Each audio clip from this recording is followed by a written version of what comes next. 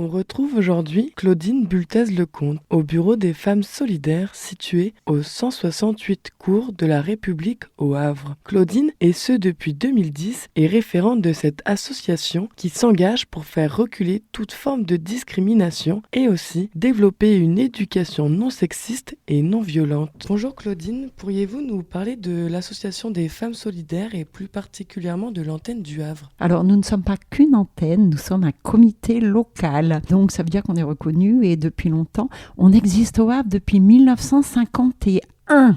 D'accord.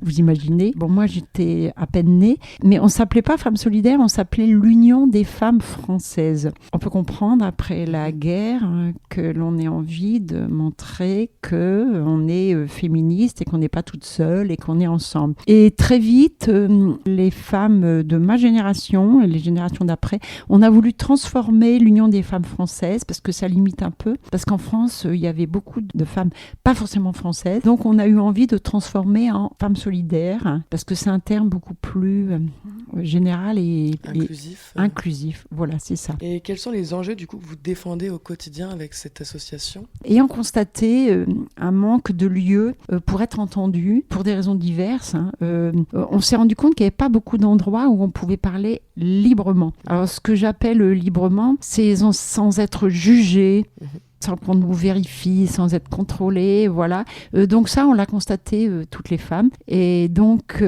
au début, on se réunissait les unes chez les autres pour essayer de construire un petit peu. Et puis, en fait, ça c'est devenu un mouvement, c'est devenu des associations. Alors, il y en a quand même 200 de comités comme au Havre. Et donc, en fait, on est efficace, je pense, puisqu'on continue d'exister. Alors, par contre, on s'est adapté parce que qui ne progresse pas régresse, donc ça on a bien compris. Et donc on a créé une plateforme qui s'appelle le 3919, que vous connaissez peut-être. C'est une plateforme d'écoute et d'orientation. Donc le 3919, qui est une plateforme nationale, oriente vers des associations comme nous. Mais ça peut être aussi le planning familial, ça peut être d'autres. Et voilà, donc on fait ça entre autres et on reçoit, on accueille, on écoute toutes les femmes qui se présentent à nous. C'est déjà pas mal. C'est déjà... Oui, parce qu'il y a beaucoup de femmes en fait. Je me doute. Nous représentons la moitié de l'humanité quand même. C'est vrai. Et du coup, comment vous les accompagnez quand elles vous appellent ? Après, comment se passe un peu l'accompagnement avec ces femmes et quelles actions sont mises en place Alors, du coup, quand les femmes nous appellent ou viennent vers nous, eh bien, ça dépend. On essaye de ne pas les accompagner forcément physiquement. On essaye de les aider, mais on essaye de ne pas faire à leur place. Parce que si on fait à la place d'eux, la personne, elle ne va pas vers l'autonomie. Nous, ce qu'on voudrait, c'est que les femmes du monde entier, du reste, s'émancipent, c'est-à-dire soient capables de s'organiser. Sauf que, avant d'être capable de s'organiser, il faut déjà avoir des connaissances. Connaissances des lieux où on peut... voilà, par exemple, là, on a une petite jeune qui vient d'arriver en France, là. Eh bien, elle ne sait pas où s'adresser, à qui s'adresser. Voilà, donc on peut servir à ça. On peut les envoyer aussi vers les professionnels. Mais si les rendez-vous sont dans 15 jours, 3 semaines, c'est un peu long, des fois. C'est un petit peu compliqué. Et puis, on n'accueille pas forcément des gens qui n'ont pas certains profils. J'en dirai pas plus. Il faut s'adapter un petit peu. En fait, vous êtes le lien avec différentes organisations. C'est ça. En fait, on crée du lien dans le but essentiel, c'est l'émancipation des femmes. Du coup, vous travaillez avec des partenaires peut-être ? Oui. Est-ce que vous collaborez et comment ça se déroule du coup les coopérations Ça dépend des partenaires. En fait, nous avons des partenaires associatifs et nous avons des partenaires institutionnels. Alors, les partenaires associatifs, on choisit ceux qui défendent les mêmes valeurs que nous. On en a plusieurs. Alors, on a par exemple l'ACETI, Association havraise de solidarité et d'échange avec tous les immigrés. Ils nous envoient des personnes pour apprendre le français. Parce qu'ils n'ont pas le temps de faire ça. Après, on a comme partenaire le GAMS, le groupe pour l'abolition des mutilations sexuelles. Il lutte contre les mariages forcés et l'excision. On a aussi comme partenaire le planning familial. C'est autour de l'avortement. Après, on a des partenaires institutionnels. Alors, ça peut être les assistantes sociales. Ça peut être les conseillers en insertion professionnelle qui nous demandent de venir parler du droit de vote des femmes, par exemple. C'est bien parce que ça nous permet d'être visibles. Tout à fait. Par contre, on a observé qu'on n'apprend pas ça à l'école. Alors, oui, c'est vrai. Ça me dérange un peu. Et J'avais Mais jamais bon. remarqué, mais c'est vrai. Mais c'est vrai. Mais moi, j'ai remarqué, on n'apprend pas l'histoire du féminisme non plus à l'école. Et donc, nous, on essaye D'éduquer un peu à tout ça. d'éduquer, d'apprendre l'histoire. C'est notre matrimoine, Tout à fait. si on peut s'exprimer ainsi. C'est ça. Et j'ai lu aussi sur le site de lehavre.fr que le partage et la création de liens, du coup, sont essentiels pour vous. Oui. Et comment vous développez ce point? Ça se fait assez naturellement parce que nous sommes des femmes solidaires, nous sommes des militantes associatives.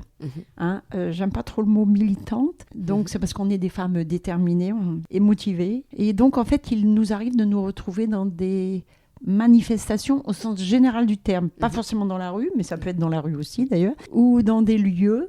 Là, la Ligue des droits de l'homme vient de faire une conférence autour justement d'un thème qui nous intéressait, donc on y va, on rencontre. Okay. Donc nous, on va beaucoup dans ce genre de lieux. Après, les femmes solidaires ne sont pas obligées d'y aller toutes, mais on rapporte. Il y a quelqu'un qui est chargé d'y aller, et après on raconte aux autres comment ça s'est passé, voilà, tout ça. On relaye les informations. On donne des informations. Ah oui, j'ai oublié, quelque chose de très important. On a un partenariat avec le cinéma Le Sirius. Ah, super chouette ça. Oui, donc c'est bien parce que parfois, quand il y a des films, on nous sollicite pour animer un débat. Okay. On est reconnu, on est visible, et ça, c'est bien. Merci Christelle du Sirius, si elle nous écoute. Merci à elle. Pour conclure un peu cet échange, pour comprendre un peu mieux l'association Femmes Solidaires, souhaitez-vous adresser un message aux femmes qui vous écoutent, que ce soit celles qui ont besoin d'aide ou celles qui souhaitent aussi apporter de l'aide? En fait, les femmes qui nous écoutent, elles peuvent venir nous voir, mais quand elles ont besoin d'aide, c'est mieux de téléphoner. Parce qu'on n'est pas toujours là, parce qu'on est des bénévoles. Donc, il vaut mieux téléphoner avant pour prendre un rendez-vous, soit pour un entretien, soit pour participer à nos ateliers. On n'a pas vraiment de lieu pour afficher, maintenant qu'on est dans notre petit lieu là. Mais on est au rond-point. Alors le rond-point, c'est un endroit très accessible par les transports en commun. Et pour tous, c'est assez facile d'accès. C'est pour ça qu'on a accepté d'être là. Et donc on cherche toujours des bénévoles. Pour nos ateliers de français, pour l'instant, ça va. Okay. On recherche plutôt des bénévoles pour l'écoute.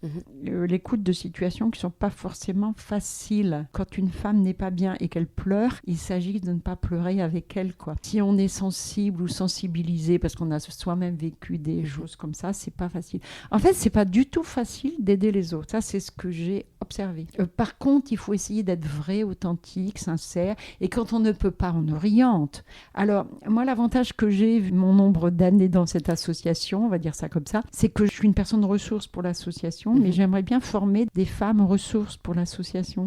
Parce que je connais pas tout. J'ai quand même un problème avec l'informatique. Donc, je lance un appel. Si quelqu'un s'y connaît en informatique, il est le bienvenu.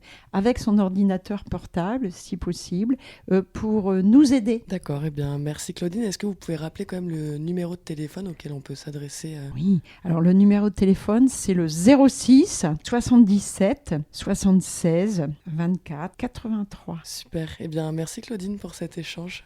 J'espère qu'il servira à plein de femmes autour de nous au Havre. Eh bien, merci Camille. Je suis ravie d'avoir fait votre connaissance. Merci. Merci à votre radio. Pour rappeler, leur but est de vous accompagner, vous aider et vous orienter. Ils proposent plusieurs ateliers divers et variés tels que des groupes de parole et de la gymnastique bien-être ou bien autre encore. Vous pouvez les retrouver du lundi au vendredi de 10h à 17h dans la mesure de leur disponibilité. Bien sûr, téléphonez d'abord et le samedi de 10h à midi sur des créneaux horaires avec ou sans rendez-vous. C'était Camille sur Westrack Radio avec Claudine de Femmes Solidaires.